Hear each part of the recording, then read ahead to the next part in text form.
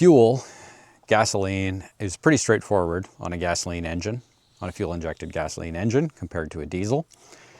We have a in-tank fuel pump, which is turned on by the ECU as soon as we start to crank the engine.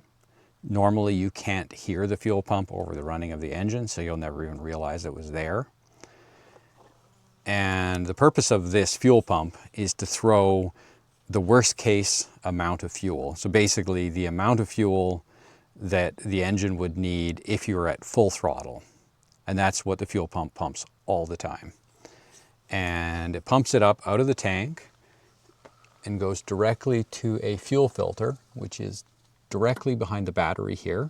Don't expect to see it, but it is a commonly available fuel filter, GF6001. I have had one friend who broke down in Thunder Bay because of a plugged up fuel filter. So we have started traveling with a spare, even though I've never actually had a problem. They are cheap. Once the pressurized fuel goes through the fuel filter, it comes out on this line right here and goes into a pipe that it goes to the back of the engine and then loops around and comes out the front. And along that pipe is our 6 fuel injectors, because there's 1 fuel injector for each cylinder. And then at the outlet of this pipe on this side, buried deep underneath so we can't actually see it, is a fuel pressure regulator. The fuel pressure regulator's job is to allow any extra fuel through as required to keep the fuel pressure at about 35 to 40 psi. This 35 to 40 psi is actually governed dynamically by engine vacuum. So there is a vacuum pickup on the intake manifold right here, which goes to this regulator underneath. So the fuel pressure will increase slightly when the intake manifold vacuum is low, indicating that we're at high power.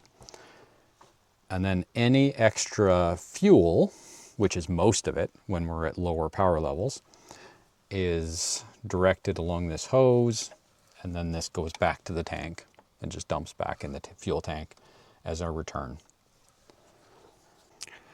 The fuel injectors are controlled by the ECU, and they come in on this connector right here.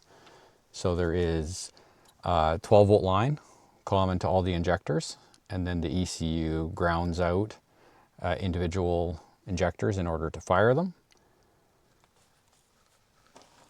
If you ever find yourself tearing all this apart and you've got the intake manifold off, the next thing you'll be looking at will be this assembly, cast assembly, which directs air down into each cylinder to the heads on both sides of your V.